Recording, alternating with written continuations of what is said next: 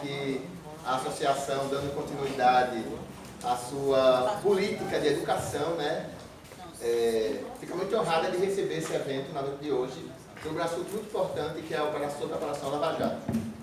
Vou ler um texto aqui da apresentação que eu fiz, e depois vou chamar as pessoas que vão fazer a fala, e depois a Carol, que vai conduzir a palestra.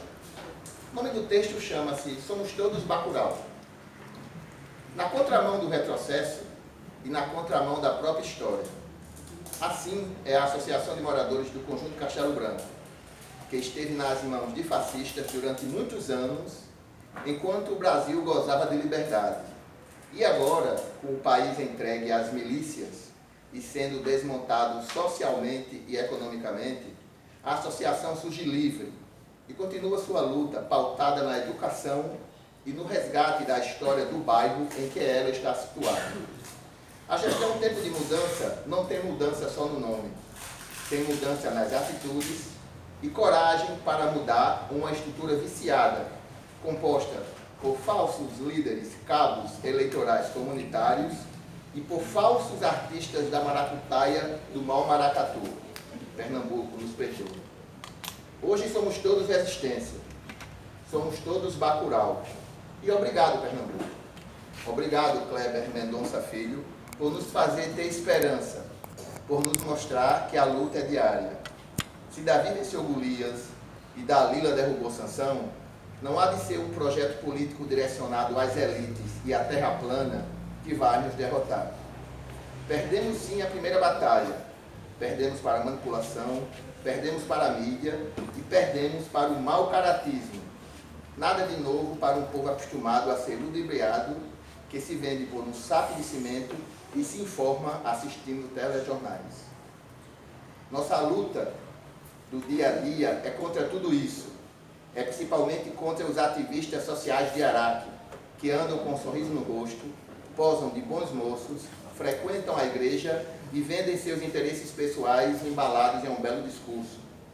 Esses são os verdadeiros fascistas, que devem ser barrados ainda nos seus primeiros passos, para que no futuro não precisemos estar gritando ele não.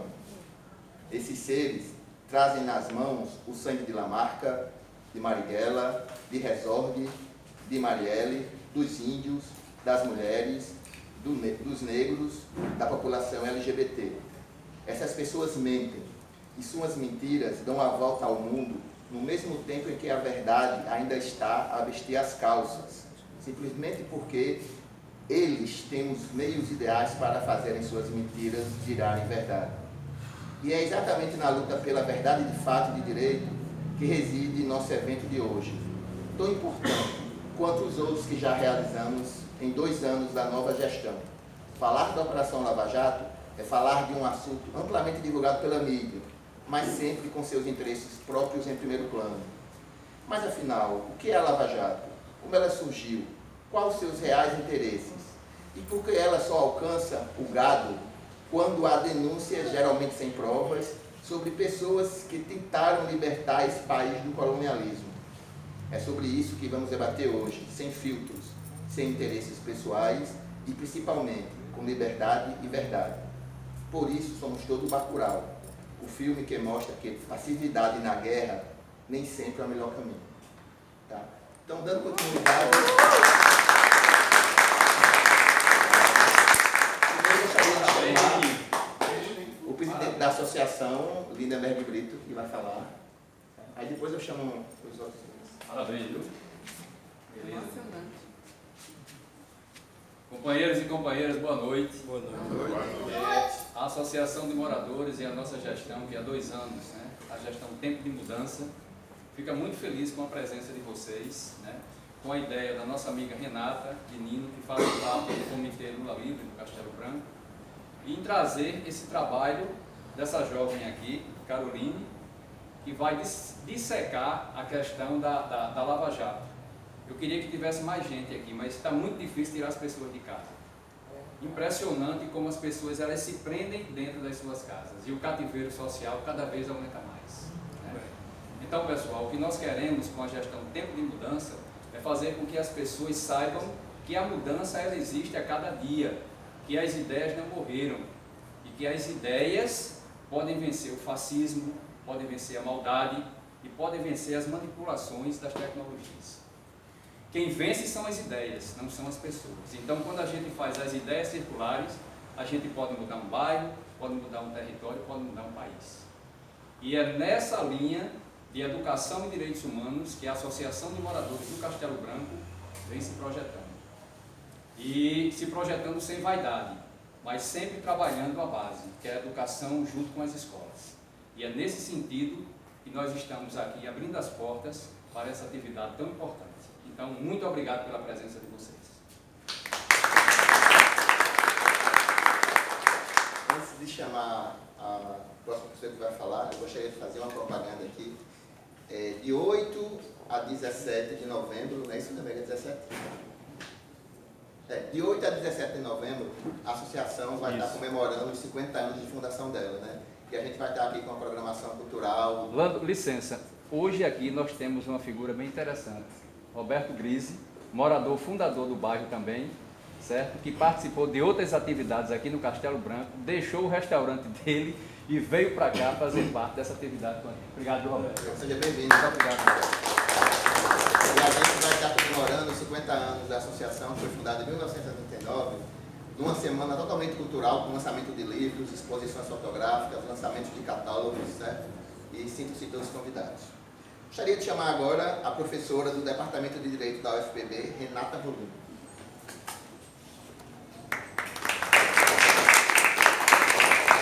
Boa noite, gente. Boa noite. Vou ser bem breve, né? Porque hoje à noite de Caroline, que vai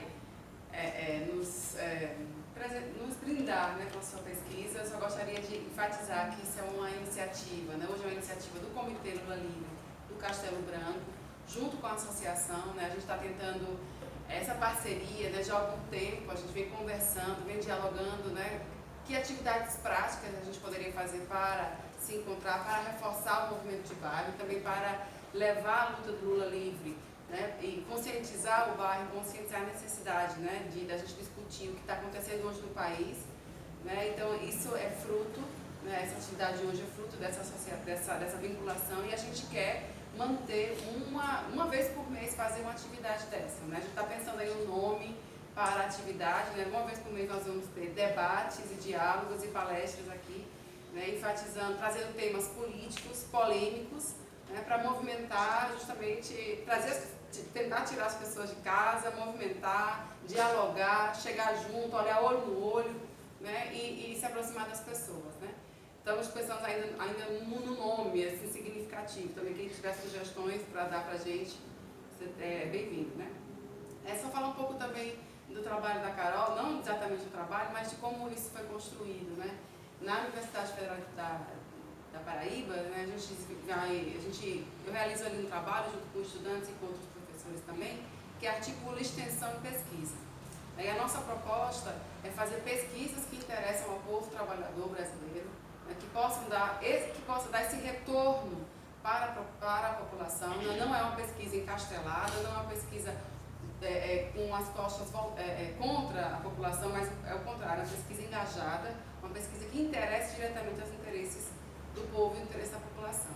Então, esse grupo de pesquisa, junto com esse grupo de extensão, né, vem se desenvolvendo há mais de 5 anos, e o trabalho de Carol vem dentro dessa perspectiva. Ontem teve um outro companheiro também que apresentou o trabalho dele sobre comunicação dos trabalhadores, comunicação alternativa, comunicação dos trabalhadores, né, então é isso, o que a gente propõe é uma pesquisa que tenha engajamento social, que tenha retorno direto para a população, que traga informação, principalmente, né? Então eu deixo agora o Carol.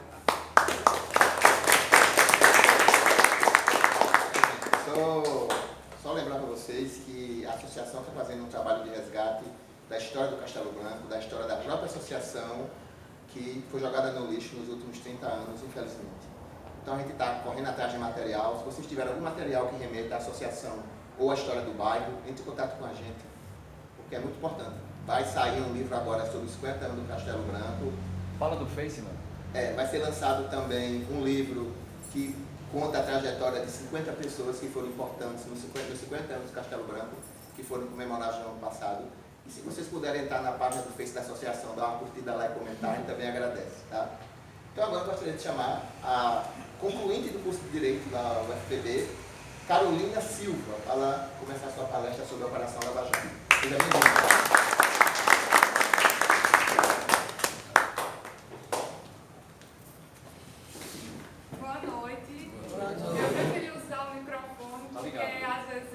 Baixo o som de voz, então para ficar audível para todo mundo, eu vou usar o microfone. Boa noite novamente. Tá, dá para ouvir? Primeiro eu queria agradecer o convite do Comitê Lula Livre do Castelo Branco, também da associação e de Renata Rolim para esse evento de hoje. Eu sou Carolina, eu sou concluinte do curso de Direito e a minha pesquisa do TCC é sobre a sentença de Lula. E aí, durante essa pesquisa, eu também fiz uma pesquisa sobre a Lava Jato, né? Porque a Lava Jato em si é um processo muito peculiar diante desse resultado dessa sentença, né? E aí, para começar, eu queria explicar como surgiu a Lava Jato. A primeira investigação da Lava Jato, ela tem origem no ano de 2009, no Paraná, na cidade de Londrina. Naquele momento, a Polícia Federal investigava a possibilidade de lavagem de dinheiro em algumas empresas de um deputado federal chamado José Janene, do Partido Progressista. E aí, naquele momento, havia essa investigação e, a partir daquele momento, eles também suspeitavam que um grupo de doleiros são pessoas que atuam no comércio de moedas estrangeiras e esse mercado não é regulado pelos critérios do mercado do Banco Central. É por isso que, comumente, a gente vê na mídia o nome doleiro. E aí havia essa suspeita que doleiros atuavam para dar essa legitimidade aos valores que eram lavados nessas empresas desse deputado federal. Só que naquele momento as investigações não avançaram muito.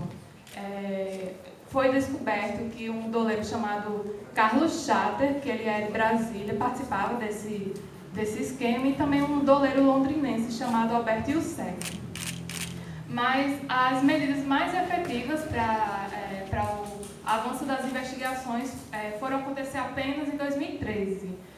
Naquele momento, a polícia solicitou ao judiciário que fosse realizada interceptações telefônicas de algumas pessoas, dentre elas do Alberto Youssef, do Carlos Chater. Nessa época, esse deputado José Janene, ele havia morrido em 2010. Ele morreu em consequência de um ataque cardíaco, mas as investigações prosseguiram com as outras pessoas que estavam envolvidas. E aí, nessas interceptações telefônicas, foi descoberto que esse doleiro de Brasília, o Carlos Chater, ele tinha um posto de gasolina, o posto da Torre, que servia para lavar esse dinheiro. E aí, em março de 2014, apenas aí que é a primeira fase da Operação Lava Jato, ela é deflagrada. O nome Operação Lava Jato, ele faz referência ao serviço de lavagem de carros que acontecia nesse posto de gasolina. E aí, a partir daí, o nome Lava Jato serviu como referência para todas as fases da operação. Nessa primeira fase da operação foram feitas buscas e apreensões e mandatos de prisão preventiva contra várias pessoas, dentre elas 4 doleiros, o Alberto Youssef, o Carlos Chater, o Raul Isroul e a Nelma Kodama. E isso foi feito em 6 estados do Brasil e no Distrito Federal também. Nessa primeira fase, também aconteceu buscas e apreensões no escritório de uma empresa de um ex-diretor da Petrobras, o Paulo Roberto Costa. Mas como foi que Paulo Roberto Costa surgiu nessa história? Acontece que em 2013, nesse momento que estava acontecendo as interceptações telefônicas, o telefone de Alberto Youssef também estava grampeado. E nesse grampo foi descoberto que ele tinha doado um carro de luxo para esse ex-diretor da Petrobras. Paulo Roberto Costa foi diretor da Petrobras entre 2004 e 2012. E ele foi diretor de abastecimento da Petrobras. E aí, depois ele abriu uma empresa de consultoria e o Alberto Youssef deu esse carro de luxo para ele. Depois desse momento que os investigadores descobriram isso, passaram a investigar o Paulo Roberto Costa também. E aí, nessa investigação, suspeitavam que o contrato da Petrobras de compra de uma refinaria nos Estados Unidos, a refinaria de Pasadena, tinha sido superfaturado. E aí o Paulo Roberto Costa também esteve, de certa forma, envolvido nessa primeira fase da Lava Jato. Só que, quando aconteceram essas buscas no escritório do Paulo Roberto Costa, alguns dos seus familiares foram flagrados recolhendo algumas bolsas do escritório. E aí a polícia suspeitou que eles estavam carregando as provas, os documentos dos possíveis crimes que eram cometidos. E aí a segunda fase da operação, ainda em março de 2014, teve o objetivo de cumprir um mandato de prisão preventiva contra o Paulo Roberto Costa, por suspeita de que ele estava ocultando provas, né? E aí ele foi preso em março, mas em junho ele é solto. Quando ele é solto, os investigadores descobriram que ele tinha 23 milhões de dólares no Banco da Suíça. E aí ele é preso novamente em junho, e 2 meses depois, em agosto de 2014, ele decide fazer o primeiro acordo de delação premiada da Operação Lava Jato. Eu vou explicar rapidamente o que é a delação premiada. Na lei brasileira, a delação premiada é tratada pelo nome de colaboração premiada. E é um acordo entre o acusado ou o réu. É um acordo que deve ser voluntário, ele não pode ser coagido a fazer esse acordo entre ele e o Ministério Público ou o delegado de polícia. E esse acordo tem como objetivo fazer revelações sobre o cometimento de crimes e sobre as outras pessoas que participaram desses crimes. E aí, como um prêmio por essa descoberta, essa revelação, essa delação, a pessoa que faz esse acordo, ela recebe alguns benefícios com relação à sua pena. Ele pode ter a sua pena reduzida até 2/3, também pode receber... a sua pena pode ser transformada em a pena de restrição de liberdade pode ser transformada em pena de restrição de direitos, que, por exemplo, pode cumprir serviços comunitários em uma escola, em algum lugar, por exemplo. E aí ele pode até ter o seu processo arquivado a partir dessa delação. Pois é. Só que aí a lei também determina alguns critérios. Um dos critérios é que a delação ela deve permanecer em sigilo até o momento do oferecimento da denúncia. E também ela estabelece que o juiz ele não pode participar do acordo e também que ele deve observar a legalidade desse acordo. Então, se, por exemplo, o delator ele é coagido, ele é forçado de alguma maneira, passa por uma situação degradante que o levou a fazer esse acordo, o juiz deve observar isso e deve negar a homologação do acordo de delação premiada. E aí, voltando para o Paulo Roberto Costa, ele faz essa delação em agosto de 2014, em meio do processo eleitoral, e dentre as suas principais revelações, ele diz que havia na Petrobras um esquema que os partidos políticos faziam a indicação e a sustentação política dos diretores da Petrobras, e aí esses diretores que eram nomeados, eles tinham a obrigação de contratar algumas empresas empreiteiras que se comprometiam em repassar parte dos valores das contratações, das licitações da Petrobras aos partidos políticos. E aí cada um se beneficiava diante desse esquema. E aí ele fala que esse esquema não é de hoje, não é do governo do PT, sempre existiu, mas oportunamente várias partes da fala dele não são tão repercutidas pela mídia. Naquele momento, ele também fala que a compra da refinaria de Passadina, que aconteceu ainda no governo Lula, não lembro exatamente o ano, mas Dilma Rousseff era ministra da pasta do Ministério de Minas e Energia. E aí ele fala que no processo de compra dessa refinaria que foi superfaturada, ele enviou um e-mail para o Ministério, né? E aí ele informa os valores, as informações sobre a compra. E ele fala que a partir desse e-mail, Dilma saberia sobre esse superfaturamento da compra dessa refinaria. E eu lembro que na época isso foi um escândalo no processo eleitoral dela. Teve uma sabatina no Jornal Nacional que isso foi bastante comentado, os entrevistadores eram bem incisivos com ela com relação a isso. E por um fato dele ter mandado e-mail, ele acredita que ela saberia e afirma isso na delação premiada dele. E aí, a partir daí, em agosto, as investigações começam a avançar, mas é só em novembro que a 7ª fase é deflagrada e aí ela cumpre mandatos de prisão contra 11 dos executivos das principais empresas empreiteiras do Brasil, como a Odebrecht, a OAS, a Camargo Correia, a UTC, enfim, várias aí que todo mundo já ouviu alguma vez na televisão. Aí, nesse momento, que ocorreu essa 7ª fase, ficou muito mais claro o que é que a Lava Jato ela faz, o que é que ela investiga. Basicamente, a Operação Lava Jato ela passa a ser definida como um grupo de procuradores,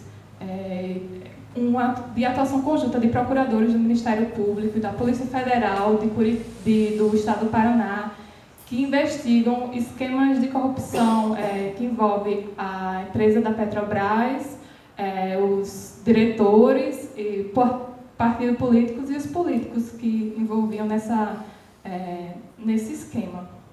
E também, no início dessas primeiras fases da operação, o procurador da República, o Rodrigo Janot, ele montou uma força-tarefa que ela vem sendo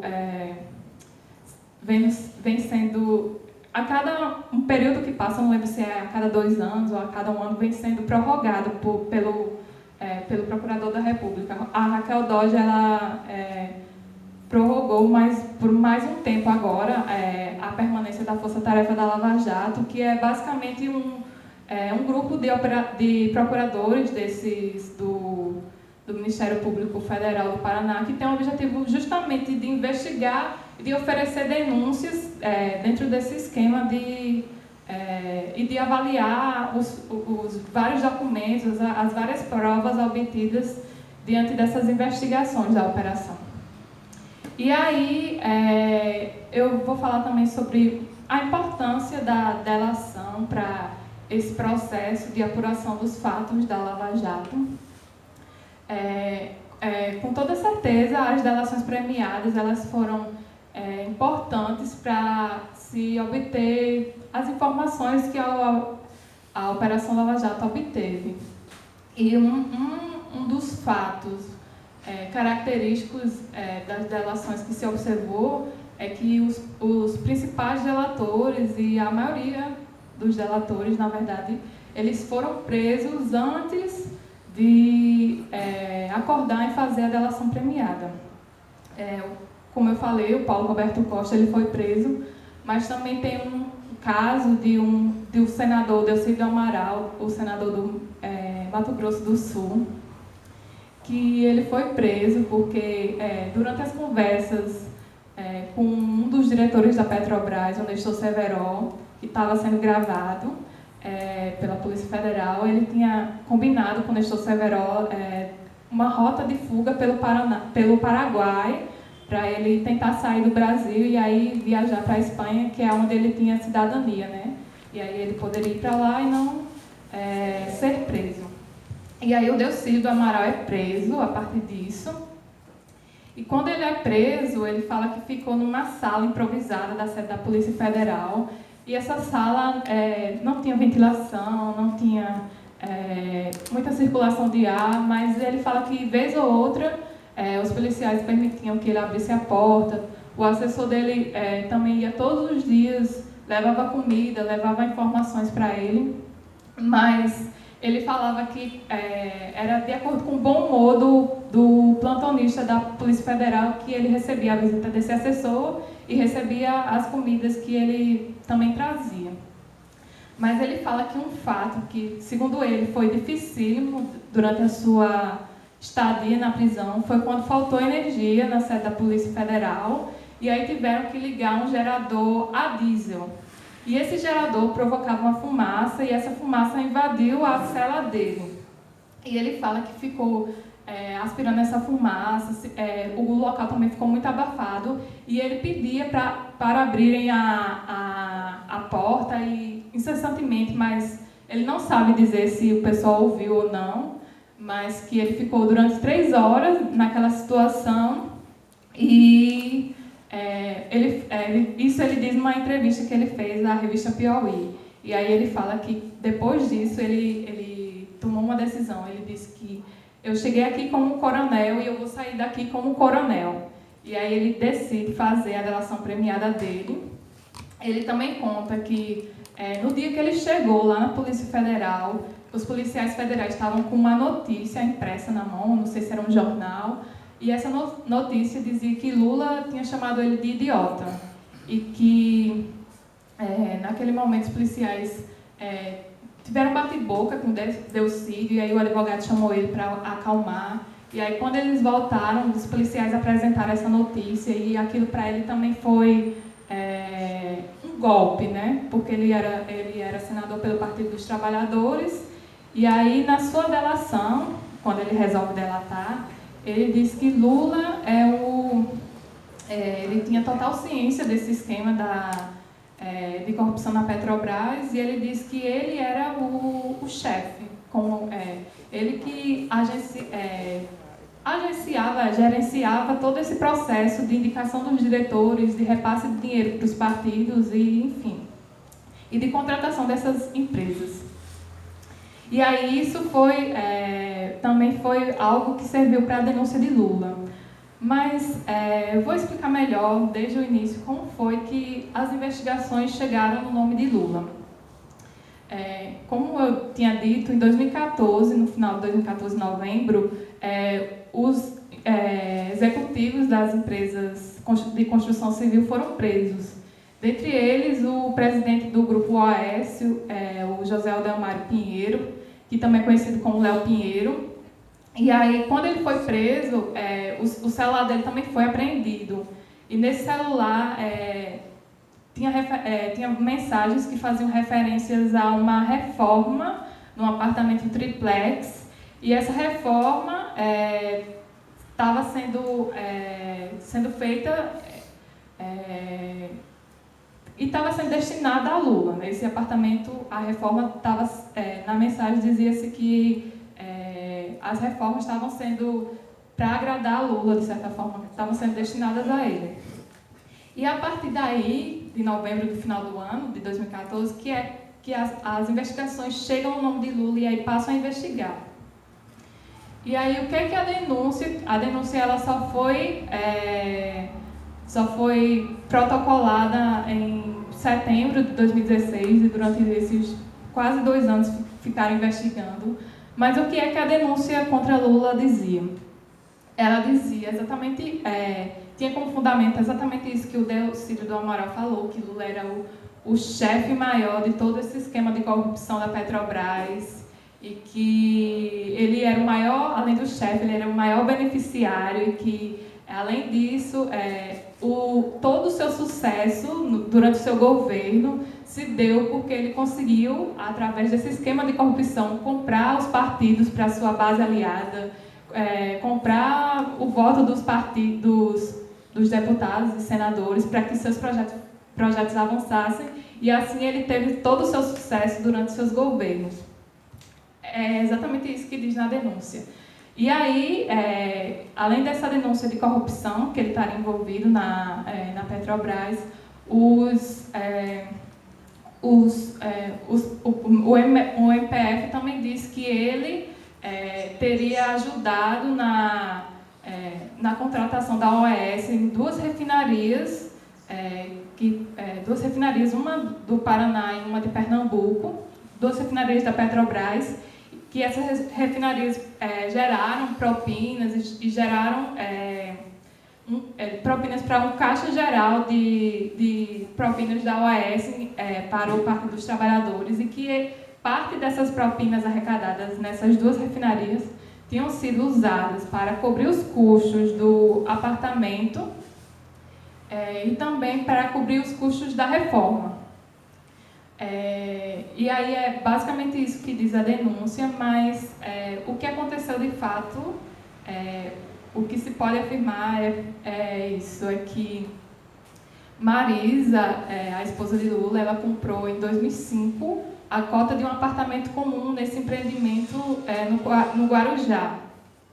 E era um apartamento simples, de um andar, de 3 quartos, não era triplex. Mas ela vinha pagando desde 2005 esse apartamento até 2009. Quando, em 2009, a empresa com quem ela contratou esse imóvel, fez a compra desse imóvel, adquiriu, que era uma empresa de cooperativa de bancários, ela sofria dificuldades financeiras. Então, ela vende esse empreendimento no Guarujá para o Grupo OAS, que é uma das empreiteiras que faziam contratos com a Petrobras, mas ela tinha vários ramos. Ela tinha a construtora OAS, tinha a OAS Empreendimentos. A OAS Empreendimentos era que era responsável por fazer apartamentos residenciais, enfim, prédios residenciais, e era um ramo da empresa. E essa empresa compra esse empreendimento do Guarujá, e a partir dessa compra da OAS, os associados que tinham a cota do empreendimento tiveram que escolher entre continuar com o apartamento, mas pagar um custo maior, porque as reformas estavam atrasadas, o prédio ainda precisava de várias demandas na sua construção. Então, os associados teriam que pagar um valor maior, ou eles poderiam receber até 90% do que eles já tinham pagado antes. E aí isso foi acordado em assembleia, foi concordado, a Justiça homologou esse acordo, e aí esses associados tinham que fazer essa escolha. Mas Marisa, naquele momento, ela não fez nenhuma das escolhas, e ela também parou de pagar o seu apartamento. Ela já tinha pago por volta de 200 mil por esse apartamento, mas a partir daí ela